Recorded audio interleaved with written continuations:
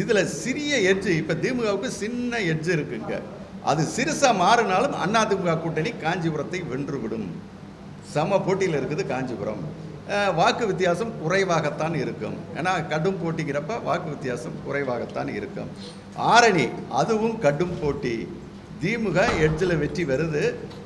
2ஆம் இடம் அதிமுக கூட்டணி, 3ஆம் இடம் பாஜக. குறைந்த வாக்கு வித்தியாசம்தான். அந்த ஆரணியும் குறைந்த வாக்கு வித்தியாசம். ஏன்னா அரக்கோணம் திமுக வெற்றி, 2ஆம் இடம் அதிமுக கூட்டணி, 3ஆம் இடம் பாஜக கூட்டணி. வாக்கு வித்தியாசம் 75,000க்கு மேல். திருவண்ணாமலை திமுக வெற்றி, 2ஆம் இடம் அதிமுக கூட்டணி, 3ஆம் இடம் பாஜக கூட்டணி. வாக்கு வித்தியாசம் 1,00,000க்கு மேல். கள்ளக்குறிச்சி கடும் போட்டி. திமுகவுக்கு சின்ன எட்ஜ் இருக்கு, இருந்தாலும் அதை உறுதிப்படுத்த இயலவில்லை. ஏன்னா ஒன்று திமுக ஒரு சின்ன எட்ஜில் வரலாம், இல்லைன்னா வாய்ப்பு மாதிரி அதிமுக கூட்டணியும் வந்துவிடலாம். இது கள்ளக்குறிச்சியின் நிலை. ஏன்னா குறைந்த வாக்கு வித்தியாசம் தான் அங்கே நிலவும். விழுப்புரம் திமுக வெற்றி, 2ஆம் இடம் அதிமுக கூட்டணி, 3ஆம் இடம் பாஜக கூட்டணி. வாக்கு வித்தியாசம் இங்கே கொஞ்சம் டஃப் இருக்கிறதுனால 50,000க்கு மேலே தான் இங்கே கிடைக்கும். கடலூர் திமுக வெற்றி, குறைந்த வாக்கினில். பெரிய வெற்றியே கடலூரில் எட்டாது வழக்கம் போல். இந்த விட குறைந்த வாக்கில் தான் ஜெயிக்கும். கொஞ்சம் மாறினாலும் அதிமுக வெல்லக்கூடிய வாய்ப்பும் வந்துடும். ஆனால் இப்போக்கி திமுக கூட்டணி தான் வெற்றின்னு வருது. கடைசி கட்ட களம் அவ்வாறாக போய்கொண்டிருக்கு. குறைந்த வாக்கு வித்தியாசம் தான் கடலூர்லேயும் கிடைக்கும். வேலூரில் கடுமையான மும்முனை போட்டி. எல்லாமே நெக் டு நெக் இருக்காங்க. 34, 32, 30ன்னு எல்லாம் நெக் டு நெக்கில் நிற்கிறாங்க. மும்முனை போட்டி, கடுமையான மும்முனை போட்டி.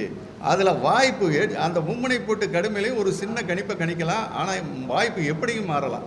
ஏன்னா சிறிய எட்ஜு ஃபஸ்ட்டுன்னா திமுக, செகண்ட் எட்ஜு அதிமுக, 3ஆவது எட்ஜு பாஜக. அப்படித்தான் அந்த சீரியல் வருது. மும்முனை போட்டி கடுமையாக இருந்தாலும் அப்படித்தான் வருகிறது.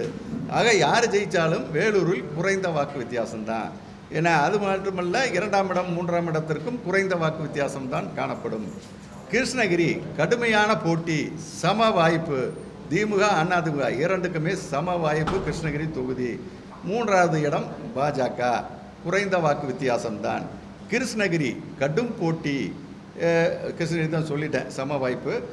தர்மபுரி திமுக வெற்றி. எனக்கு கடைசியாக கிடைச்சா, அதை நீங்கள் பர்டிகுலராக எந்த தொகுதி கேள்வியில் கேட்டாலும் விளக்கி சொல்கிறேன். ஒவ்வொரு தொகுதியும் கடைசியாக அந்த 10 நாளைக்கு முன்னாடி அந்த அன்னைக்கு அன்புமணி அன்னைக்கு மீட்டிங் வந்திருக்காரு. மறுநாள் காலையில் எடுக்கிறப்பையும் எனக்கு பாமக 3ஆம் இடம் தான் வருது. நான் வர்றதானே இது பண்ண முடியும். அதுக்கு முன்னாடி நான் 3 ரவுண்டு எடுத்து அது 4ஆவது ரவுண்டு எடுக்கிறேன். ஒரு வருஷத்தில் 4ஆவது ரவுண்டு அது 10 நாளைக்கு முன்னாடி. ஆனாலும் களப்பணி தீவிரமடைவதால் ஒருவேளை சௌமியா அன்புமணி அவர்கள் 2ஆம் இடம் பெறும் வாய்ப்பு வரலாம். ஆனால் வெற்றி என்பது திமுக உறுதி தர்மபுரியில்.